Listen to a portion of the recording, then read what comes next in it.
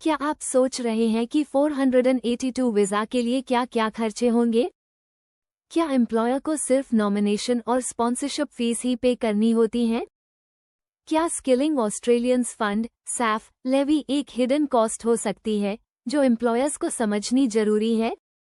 क्या आपको लगता है कि माइग्रेशन एजेंट की सर्विसेज का इस्तेमाल करने से आपकी वीज़ा एप्लीकेशन प्रोसेस आसान हो जाएगी? अगर आप भी इन सवालों के जवाब जानना चाहते हैं तो इस वीडियो को पूरा देखें। Welcome to Zeal immigration consultancy. अब बात करते हैं कॉस्ट की। कई लोग सोचते हैं कि वीज़ा के लिए कितना पैसा लगेगा। 482 वीज़ा की प्रोसेसिंग फीस आमतौर पर एम्प्लॉयर की रिस्पॉन्सिबिलिटी होती है।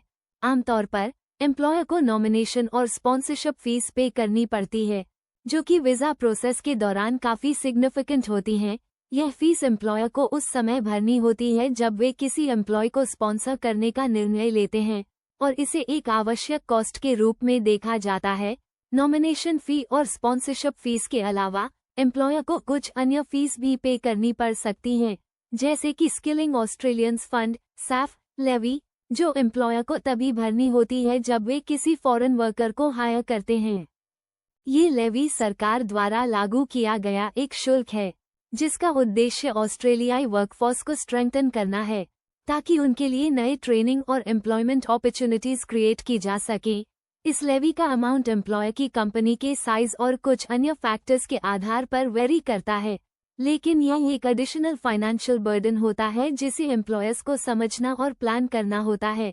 इस तरह की एक्सपेंसेस एम्प्लॉयर की तरफ से मैनेज की जाती हैं, लेकिन यदि आप खुद एक माइग्रेशन एजेंट के थ्रू अप्लाई कर रहे हैं तो प्रोफेशनल फीस भी लगती हैं, जो अलग अलग केस के हिसाब से वेरी करती हैं।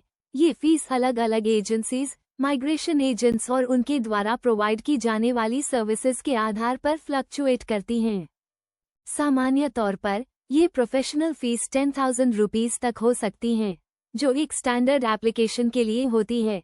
लेकिन अगर आपकी केस कॉम्प्लेक्स है या आपको एडिशनल सर्विसेज जैसे लीगल एडवाइस या अर्जेंट प्रोसेसिंग की जरूरत है तो ये फीस ज़्यादा हो सकती है।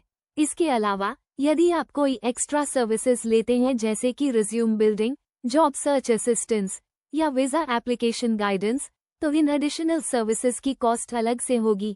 ये फीस उन लोगों के लिए रेलेवेंट होती हैं जो अपने वीज़ा एप्लीकेशन को स्मूथ और फ्लॉलेस बनाना चाहते हैं, ताकि कोई भी डिस्क्रिपेंसी या इशू न हो और उनका वीज़ा जल्दी और बिना किसी परेशानी के अप्रूव हो जाए। कई माइग्रेशन एजेंट्स और कंसल्टेंसी सर्विसेज अपने क्लाइंट्स को end to end solutions provide करती हैं, जिससे एप्लीकेंट्स को वीज़ा एप्लीकेशन की हर छोटी बड़ी डिटेल पर ध्यान देने का मौका मिलता है। इसके लिए जो फीस होती है वह इस बात पर निर्भर करती है कि आप कितनी सर्विसेज चाहते हैं और आपका केस कितने कॉम्प्लेक्स लेवल्स तक जाता है। कुछ माइग्रेशन एजेंट्स बेसिक कंसल्टेशन के लिए नॉमिनल फीस चार्ज करते हैं, लेकिन फुल सर्विस पैकेजेस में ज़्यादा चार्जेस हो सकते हैं, जिनमें document review, application submission, interview preparation और वीज़ा स्टेटस फॉलोअप जैसी सर्विसेज शामिल होती हैं। वीज़ा एप्लीकेशन प्रोसेस में शामिल होने वाली ये सारी फीस और चार्जेस को ध्यान में रखते हुए यह महत्वपूर्ण है कि आप पूरी तरह से इन्फॉर्म्ड डिसीजन लें और अपने बजट के अनुसार सबसे सूटेबल माइग्रेशन एजेंट या कंसल्टेंसी सर्विस चुनें।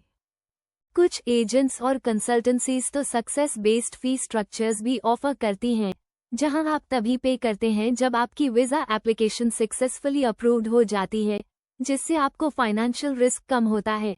इसके अलावा आपको ये भी ध्यान रखना चाहिए कि वीज़ा एप्लीकेशन में सक्सेस पाने के लिए सिर्फ सही डॉक्यूमेंट्स और सही प्रोसेस का पालन करना ही पर्याप्त नहीं है, बल्कि सही लीगल एंड प्रोफेशनल गाइडेंस भी आवश्यक होती है, जिससे आपके चांसेस ऑफ अप्रूवल बढ़ सकते हैं। इसलिए ये ध्यान में रखते हुए आपको सही माइग्रेशन एजेंट चुनना चाहिए जो आपकी सिचुएशन के लिए मोस्ट सूटेबल हो। Thank you for watching.